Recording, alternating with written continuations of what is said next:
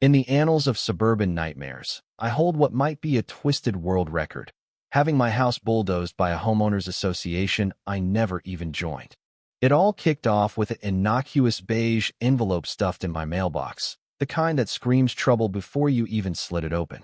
If you're reading this from some quiet cul-de-sac, drop a comment on where you're from, grab a stiff drink, and buckle up this tale of entitled neighbors, forged documents, and sweet, brutal justice is a roller coaster through the dark side of American dreamland. My story traces back to my grandfather, a no-nonsense civil engineer who poured his soul into building our family home in the late 1960s. He carved out a sturdy brick rancher on a sprawling 5-acre plot in what was then pure countryside, surrounded by towering ancient oaks that whispered secrets from centuries past. Grandpa obsessed over every detail, foundations sunk deep like roots, property lines etched in stone with surveys that could withstand a courtroom siege. When he passed, the place fell to me, Alex Thompson, a federal investigator chasing white-collar crooks from my sleek condo in the city, a 2-hour drive away. The house sat mostly empty, a sentinel of memories, while I dreamed of renovating it into my forever home. I'd swing by twice a month to mow the lawn, check the pipes, and fend off the encroaching wilderness.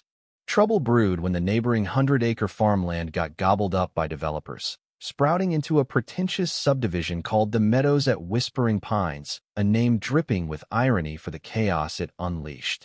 Out of this concrete jungle rose the HOA, ruled by its iron-fisted president, Karen Blackwell, a self-crowned empress with a perm as tight as her grip on power. Her first missive arrived like a poisoned welcome basket, a letter inviting me to join their elite club, demanding $600 in annual dues plus a $50 late fee for my supposed tardiness. They claimed my land was part of their domain. Polite but firm, I fired back with ironclad proof a dusty land grant from Grandpa's era and a plat map showing my acres as an island untouched by their sprawl. They didn't back down. The second letter landed with venom, slapping on $750 in fines for my non-compliant mailbox, too rustic, apparently. My front door's cheerful red hue, not in their beige palette, and those majestic oaks shedding leaves like confetti. Dues were now in arrears, they snarled. I dialed their office, only to get a smug underling babbling about a Phase 2 annexation that magically swallowed my property. Bullshit, I smelled fraud from miles away. A deep dive into county records confirmed it. No annexation filings, just HOA paperwork reeking of fabrication. I pored over their bylaws, spotlighting Karen as president and her sleazy husband Harold as treasurer. Certified mail delivered my cease and desist, loaded with statutes and exhibits, warning them to back off or face the music. A tense month of radio silence followed, my mind buried in a massive pension fraud case at work. On a routine visit to the property, I bumped into Mike Larson, a grizzled retired land surveyor living next door. Over coffee on his porch, Mike spilled the beans. Karen despised one of my oaks for blocking sunlight to her prized rose garden, turning her blooms into wilted failures. But it ran deeper. She aimed to slap a lien, force a sale, and hand my land to her developer buddy, Victor Hayes, for a cluster of gaudy McMansions. Watch your back, Mike warned, his eyes narrowing. She's ruthless, plays dirty to bleed folks dry with legal fees. Install cameras, trust me. Heeding his advice, I wired the place with high-def security cams. Then came the hammer. A fraudulent lien, $4 too, $8.50 dues, fines, mystery fees threatening foreclosure if unpaid.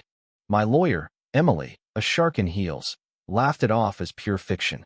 We'll expunge this trash and countersue for slander of title, she promised.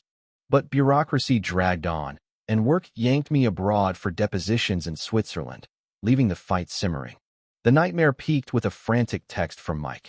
Bulldozer at your gate, get here now. Heart pounding, I logged into the live feed from my hotel room. There was Karen, strutting like a general, directing a crew of heavy machinery toward my home. She waved a court order like a victory flag.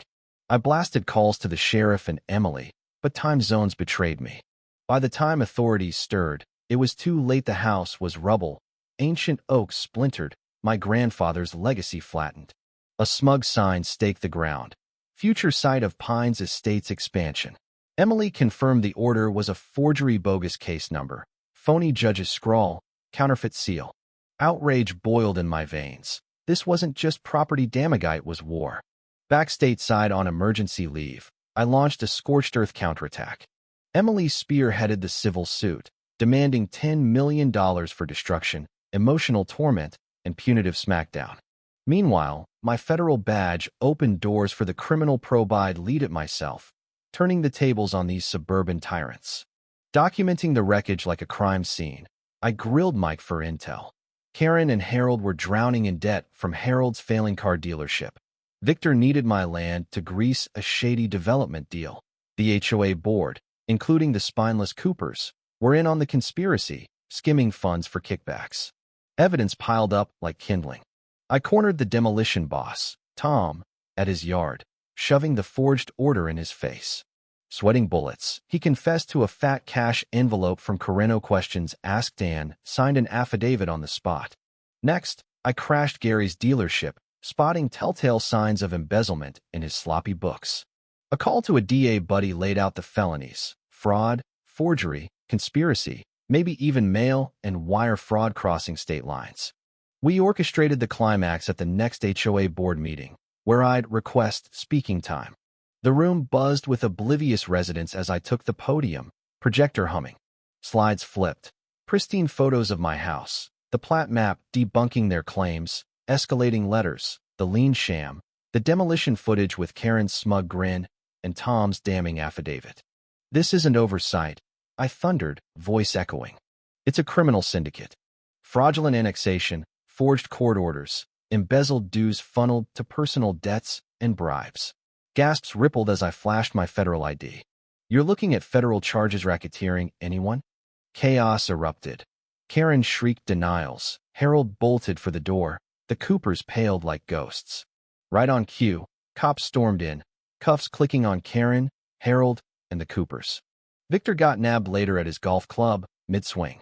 The HOA imploded into receivership, with Mike stepping up to lead a sane new board.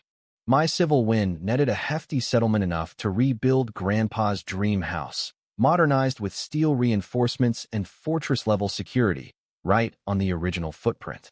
Karen drew 7 years in federal pen for masterminding the scheme, her empire crumbling like my walls. Harold and the others copped pleas, facing probation and restitution that bankrupted them. Victor's development dreams died in scandal, his shady deals exposed for all to see. In the end, this saga screams a controversial truth. Arrogance breeds downfall, especially when it tramples solid foundations laid by better men. Some call my pursuit vigilante justice, whispering I overstepped with my badge-fueled vendetta. But in a world where entitled busybodies wield power like weapons, fighting fire with federal fury restores the balance. Justice isn't always titty, it's raw, relentless, and oh so satisfying. What would you have done?